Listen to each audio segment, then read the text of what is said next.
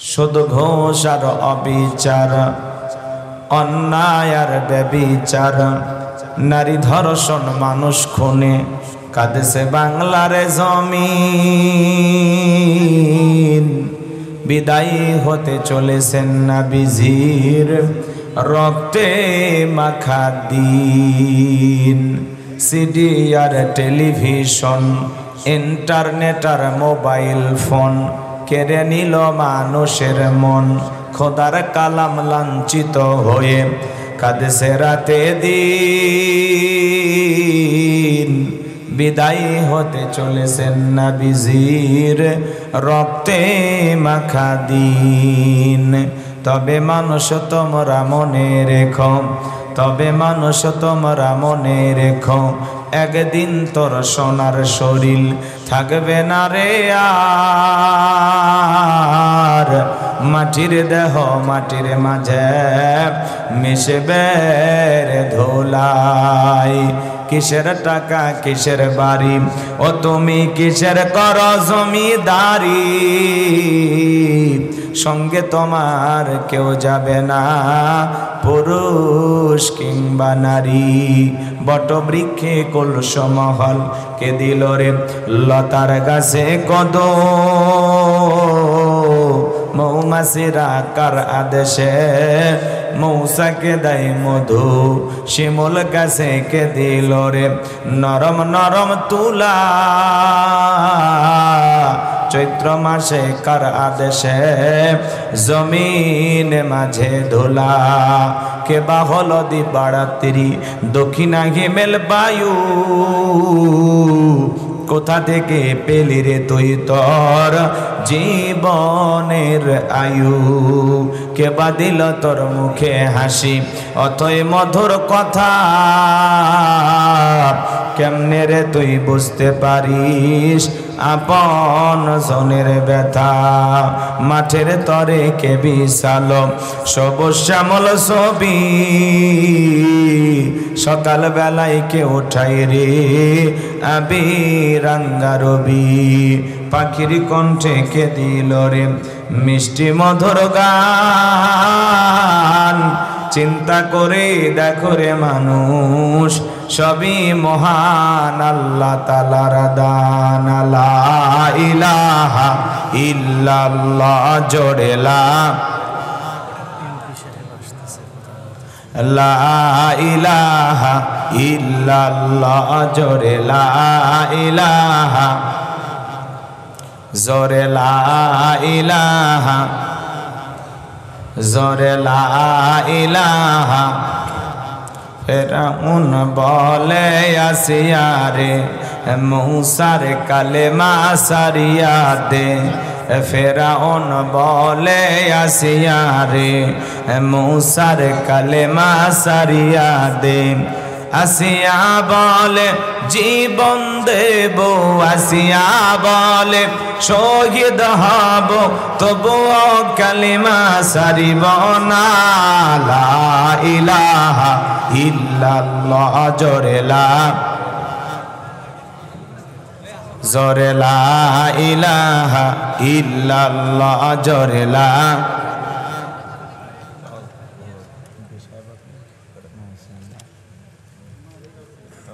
লা ইলাহা ইল্লাল্লাহ জোরে লা,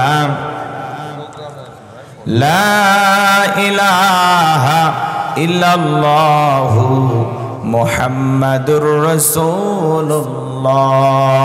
রাজশাহীর মানুষ অনেক চালাক, শ্রোতারা যদি চালাক হয় ওয়াজ করে শান্তি পাওয়া যায়। কইতে কলিকাতা বুঝে নাই। আজকের প্রোগ্রামে আসতে পেরে বসতে পেরে কারা কারা খুশি, মুখে নিয়ে হাসি, আওয়াজ দে বেশি। আল্লাহ নামের এমন একটি স্লোগান দেবেন, এলাকায় যদি কোনো ইসলাম বিরোধী উই পোকা সার পোকা তেলা পোকা থাকে, ওদের কলিজায় যেন কম্পন সৃষ্টি হয়, এমন আওয়াজ করতে রাজি আছেন যারা। বীর মুসলমানের মতো দুটি হাত টান টান করে তুলে দেখান তো তারা। লিল্লাহে তাকবীর, লিল্লাহে তাকবীর। আল কোরআনের আলম, আল হাদিসের আলম, দুনিয়ার মুসলিম, সারা বিশ্বের মুসলিম। আমার নেতা তোমার নেতা, আমার নেতা তোমার নেতা লিল্লাহে তাকবীর আল কোরআনের আলো আল হাদিসের আলো দুর্নীতির আলো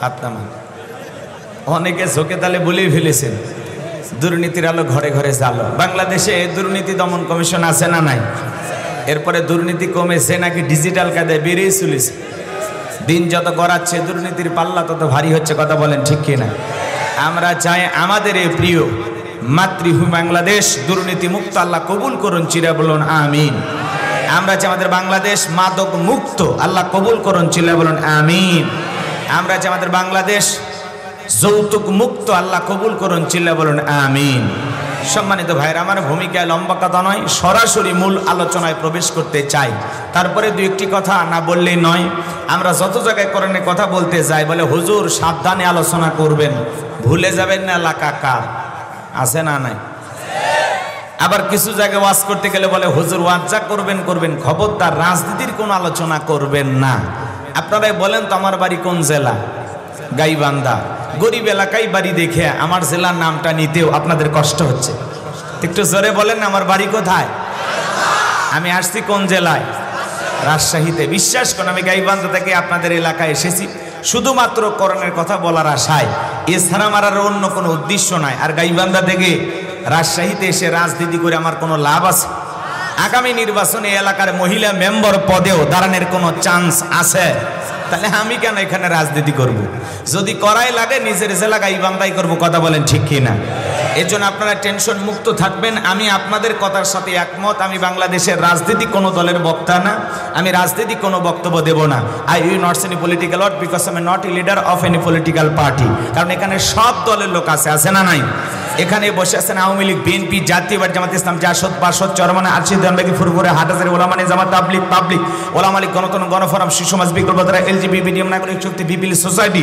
4 দল 14 দল 8 দল 19 দল 20 দল ইসলাম বিএনএ বাংলাদেশ কংগ্রেস যে পর্যন্তই থাক আবার ভিপি নুরের আছে গণ অধিকার পরিষদ তৈমুর চাচা খুলেছিল তৃণমূল বিএনপি এত দলীয় লোক সেখানে আমি কি বোকা দলীয় আলোচনা করব এই দিক থেকে যদি একটা দলের লোক গুতা মারে ওই দিক থেকে আরেকটা দলের লোক থানায় টেলিফোন করে আমি হুজুরের অবস্থা ভালো না খারাপ অতএব আজকের মাহফিলে বাংলাদেশের রাজনীতি নিয়ে কোনো আলোচনা করা হবে না বলেন বাংলাদেশের রাজনীতি নিয়ে কোনো আলোচনা করা হবে না তবে হ্যাঁ আমি যদি কোনো রাজনৈতিক বক্তব্য দেই এই পৃথিবীর শ্রেষ্ঠ রাজনীতিবিদ শ্রেষ্ঠ রাষ্ট্রনায়ক শ্রেষ্ঠ রাষ্ট্রপতি শ্রেষ্ঠ সেনাপতি শ্রেষ্ঠ বৈজ্ঞানিক শ্রেষ্ঠ দার্শনিক শ্রেষ্ঠ বাবা শ্রেষ্ঠ নানা শ্রেষ্ঠ স্বামী শ্রেষ্ঠ আদর্শ শ্রেষ্ঠ মহামানব রহমাতুল লিল আলামিনের মদিনার আদর্শের রাজনীতির কথা বলবো আমি যদি কোনো রাজনৈতিক বক্তব্য দেই খলিফাতুল মুসলিমিন আমিরুল মুমিনিন হযরত ওমর ফারুকের আদর্শের রাজনীতির কথা বলবো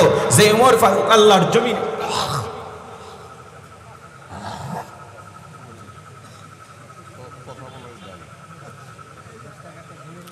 আল্লাহর জমিনে আল্লাহর দ্বীনকে প্রতিষ্ঠিত করার জন্য নিজের কলিজার টুকরা ছেলেকে পর্যন্ত ছাড় দেয় না কথা বলেন ঠিক কি না সেই মদিনাওয়ালার আদর্শের রাজনীতির কথা শোনার পরে আপনার যেন আবার চুলকানি আরম্ভ না হয় কারণ কোরআন হাদিসের হক কথা সবার পেটে হজম হয় আপনারাই বলেন তো সুদখোরের সামনে যদি সুদের বিষয়ে আলোচনা করা হয় ও কি রাজশাহীর ভালো কোনো হোটেল থেকে মিষ্টি নিয়ে এসে বলবে হুজুর হ্যাঁ করেন একটু মিষ্টি খান নাকি বলবে এই হুজুর আইসে আমার সুদের ব্যবসায় লাল বাতি জ্বালাইছে কথা বলেন ঠিক কি না যারা ঘুষ খায় দুর্নীতি করে হারাম খায় ভুড়ি বানাইছে 26 মাসের গর্ভবতী ওদের সামনে ঘুষের আলোচনা করলে খুশি না বেজার যারা বেনামাজি নামাজ পড়ে না আসার খাইয়া পইরে আল্লাহ সিজদা দেয় না ওদের সামনে নামাজের ওয়াজ করলে খুশি না বেজার যে সমস্ত মা বোনেরা বোরকা পরে না পর্দা করে না বুকে ওড়না পর্যন্ত নেয় না জিন্সের প্যান্ট গেঞ্জি পরে রাস্তা দিয়ে হাঁটে যায় পিছন দিক দিয়ে তাকালে মনে দুটো সুপারি গাছ দাঁড়িয়ে আছে এরকম বেহায়া বেপর্দা নারীর সামনে পর্দার আলোচনা করলে খুশি না বেজার এক কথায় ওয়াজ যদি কারো বিপক্ষে চলে যায় কিয়ামত পর্যন্ত সে বক্তার উপরে খুশি হবে না কথা বলেন ঠিক কি না এই জন্য পরিষ্কারভাবে একটি কথা বলে দিতে চাই আজকের আলোচনা সভাপতি স্যারের মতো হবে না মাহফিল কমিটির মতো হবে না বক্তার মতো হবে না শ্রোতাদের মতো হবে না আল্লাহর কোরআন যা বলবে গোলাম রব্বানি তাই বলবে এতে কে খুশি কে বেজার ওইটা দেখার টাইম নাই কথা বলেন ঠিক কি না যুগে যুগে নবী রাসূলের দাওয়াতি কাজ করেছেন, তাদের দাওয়াতি কাজেও কাফের বেঈমানেরা বাধার প্রাচীর তৈরি করে দিয়েছিলেন। এরপরে আল্লাহর পয়গম্বরেরা শত বাধার প্রাচীরকে ভেঙে আল্লাহর জমিনে আল্লাহর পথে মানুষকে দাওয়াত দিয়েছেন। কথা বলেন ঠিক কি না? আপনার আমার প্রিয় নবী কালিমার দাওয়াত দিতে গিয়ে কোরআনের প্রচার করতে গিয়ে মার খেয়েছেন, রক্ত জড়িয়েছেন, দান দান মোবারক শহীদ হয়ে গেছেন, লোহার টুপি মাথার ভিতরে ঢুকে গেছেন। সাহাবা বলেন তো বাজান, এই জীবনের মালিক কে? এ রাজশাহীর যুবকেরা ভালো করে বলো তো, এই জীবনের মালিক কে? প্রেম করবার প্রেমিকাকে পার্কে নিয়ে যায়, ডায়লগ দিবা, এ জীবন তোমার, তুমি শুধু আমার। ওরে হাইব্রিড যুবক, এই জীবনের মালিক কে? আপনার আমার সম্পদের মালিক কে?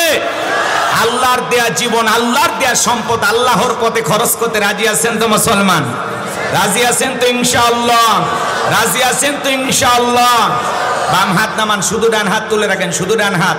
আল্লাহ রাব্বুল আলামিন বলেন, ইল্লা আসহাবাল ইয়ামিন ফি জান্নাতি ইয়াতাসাআলুন। সূরা মুদ্দাসসিরের ভিতরে আল্লাহ পাক জানিয়ে দিলেন, ডানপন্থী যারা জান্নাতের বাগানে থাকবে তারা, ডানপন্থী যারা আল্লাহর প্রিয় তারা। বলুন আল্লাহু আকবার। কোনো কথা হবে না। কিছুক্ষণ আগেই বলেন হুজুর জীবন দিতে রাজি, রক্ত দিতে রাজি। আপাতত জীবন রক্তর দুইটার কোনোটাই দেয়া লাগবে না। ডান হাতটা পকেটের ভিতর ঢুকা দিয়েছে, যা পারেন যতটুকু পারেন এই মাদ্রাসার জন্য প্রাণ ভরে দান করবেন। 2014 সালে ওয়াজ করতে গেছিলাম রংপুর তারাগঞ্জ, ওই জায়গায় কালেকশন চলতেছিল। একজন ব্যাগের ভিতর দিয়েছিল 2 প্যাকেট বিড়ি, দিয়ে লেগে দিয়েছে 1 প্যাকেট মাহফিল কমিটির আর 1 প্যাকেট বক্তার। কত বড় দুষ্ট, চিন্তা করেন সবাই। আল্লাহর এই বান্দা আজান দেওয়ার পরে যদি দোকানদারি বন্ধ করে মসজিদে গিয়ে মাথা নত করে আল্লাহকে সিজদা দেয়, ভালো করে বলেন তো বাজান, ওই পৃথিবীর বড় নেতা জো বাইডেনের চেয়ে এই বড় গাছের সবজি বিক্রেতার দাম আল্লাহর কাছে কম না বেশি? কারণ ওইটা বেঈমান আর এটা ইমানদার। কথা বলেন ঠিক কিনা? তার মানে ইমান আছে যার, আল্লাহর কাছে দাম আছে তার। ইমান নাই, আল্লাহর কাছে দাম নাই। কথা বলেন ঠিক কিনা?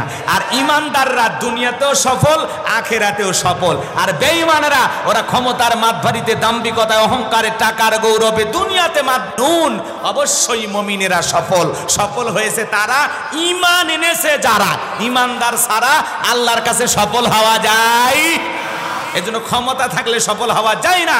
পৃথিবীতে আরো বড় বড় ক্ষমতা ধরা আছে, আছে না নাই? রাশিয়ার প্রেসিডেন্ট পুতিন আছে না? উত্তর কোরিয়ার প্রেসিডেন্ট কাটিং মারা মাল কিং জম আছে না নাই? ভারতের দাদা, এই যে বিভিন্ন ক্ষমতা ধর, এরা যত বড়ই ক্ষমতাধর হোক না কেন, বাংলাদেশের একজন রিক্সা চালক, ভ্যান চালক, লোকটা যদি ইমানদার হয়, আযান দেওয়ার পরে মসজিদে মাথা নত করে যদি আল্লাহকে সিজদা দেয়, এই পৃথিবী কাঁপানো বড় বড় লিডারের চাইতেও আল্লাহর কাছে ওই রিক্সা চালক, ভ্যান চালক ইমানদারের দাম কম না বেশি? এই জন্য চেহারা কালো হোক, ফর্সা হোক, ধনী হন, গরিব হন, কোনো আপত্তি নাই। আপনার ভিতরে ইমান আছে, আল্লাহর কাছে দাম আছে। আল্লাহর কাছে যদি দামি হতে পারি, এই জীবনে আর কিছু চাওয়ার আছে? জোরে বলেন, চাওয়ার আছে? আমি বলবো সফল হয়েছে কারা? আপনারা বলবেন ইমান এনেছে যারা। বলতে পারবেন না? বলেন সফল হয়েছে কারা? সফল হয়েছে কারা? তাহলে পরিষ্কার। এদিক খেয়াল করেন। এখন আমি আপনাদেরকে ছোট্ট একটা প্রশ্ন করি। বলেন তো, একজন অমুসলিম জহরের নামাজের পূর্বে ঈমান গ্রহণ করেছে, ওই ব্যক্তির উপরে জহরের সালাত আদায় করা কি? মাশাআল্লাহ, চমৎকার শ্রোতা। এদিক খেয়াল করে। তাহলে একজন অমুসলিম জহরের নামাজের পূর্বে ঈমান গ্রহণ করলে ওই ব্যক্তির উপরে জহরের সালাত আদায় করা ফরজ। কথা বলেন ঠিক কি না? এই জন্য আল্লাহ পাক বলতেছেন কদ আফলাহাল মুমিনুন, অবশ্যই মুমিনেরা সফল। অলরেডি মুমিনেরা সফল। ঈমান আনার পরে, নিজেকে মুমিন দাবি করার পরে, মুমিন জীবনের সবচাইতে গুরুত্বপূর্ণ দামি ইবাদতের নাম হলো সালাত। আল্লাহ পাক যখন মুমিনদের 7টা বৈশিষ্ট্য, 7টি গুণাবলী নিয়ে আলোচনা শুরু করেছেন, আমার আল্লাহ 1 নাম্বার সালাত দিয়ে শুরু করেছেন। বলেন আল্লাহু আকবার। কষ্ট হচ্ছে আপনাদের? যুবক যারা আসছো তোমরা নিরাশ হবা না, কারণ তোমরাও যুবক, আমিও যুবক। দেশের অবস্থা করুন, বক্তার দরকার তরুণ।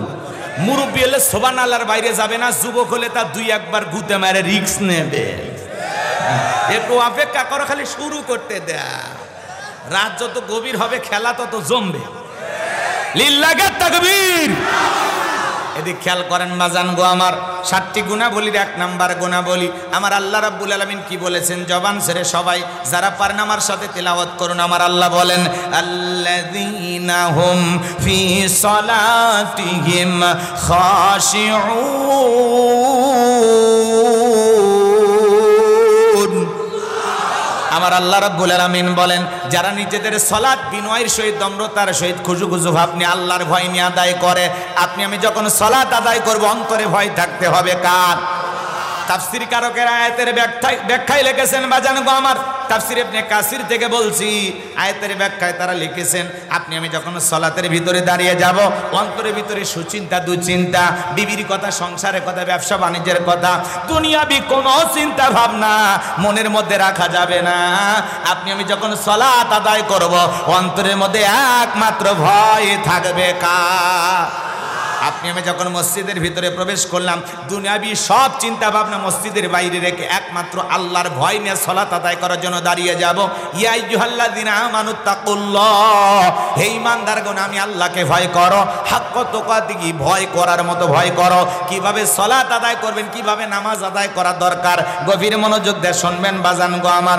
আপনার আমার প্রিয় নবী কিভাবে সালাত আদায় করেছেন, আম্মা জান আয়েশা ডেকে বলেন, নবীজি নামাজের ভিতরে এত লম্বা সময় ধরে দাঁড়িয়ে থাকতেন, আমি তাকায় দেখতাম মাঝে মাঝে বিশ্ব নবীর পা মুবারক ফুলে উঠতো। বলেন আল্লাহু আকবার। বিশ্ব নবী সালাতে এত লম্বা সময় দাঁড়িয়ে থাকতেন, পা ফুলে উঠতো। আম্মা জান আয়েশা ডেকে বলেন, নবীজি মাঝে মাঝে এত লম্বা রুকু করতেন, এত লম্বা সিজদা দিতেন, মনে হয় আর কোনোদিন রাসূল সিজদা থেকে মাথা উঠাবেন না। আম্মা জান আয়েশা ডেকে বলেন, একদিন রাতের বেলায় দেখি নবীজি সিজদা দিয়ে এত কান্না করেছেন, কাঁদতে কাঁদতে সিজদার জায়গাটা ভিজে গেছে। আম্মা জান আয়েশা অপেক্ষায় বসে থাকলেন, নবীজি যখন সিজদা থেকে মাথা উঠাইলেন ডেকে বলেন, নবী গো আপনি কেন এত কান্না করেছেন, কি হয়েছে আপনার?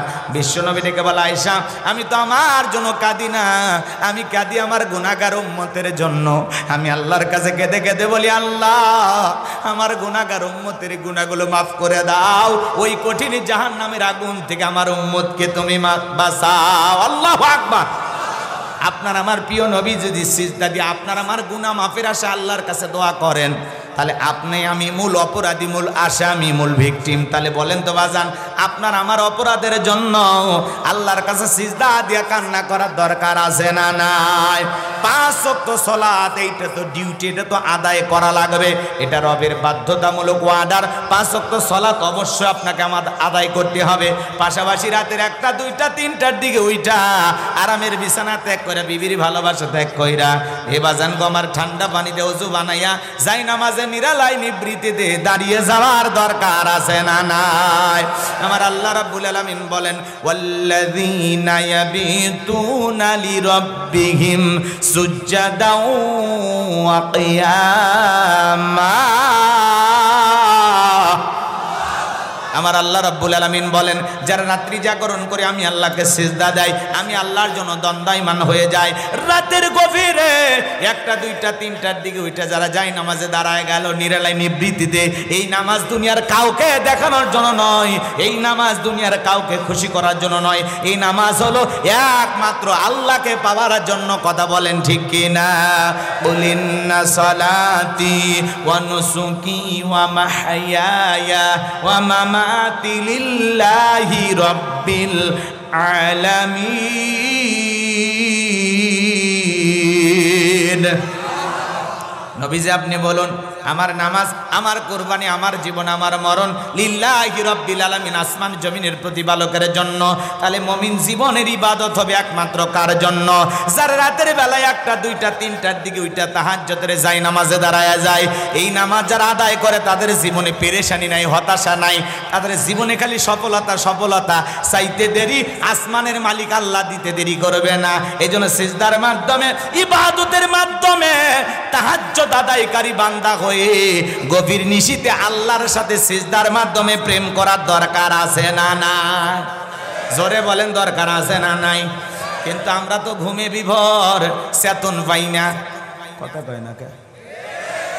তাহাজ্জুদ পড়ার সময় আমাদের নাই। কথা কোন ঠিক কিনা? কিন্তু যারা পড়ে তাদের জীবনে মজা আছে, মজা।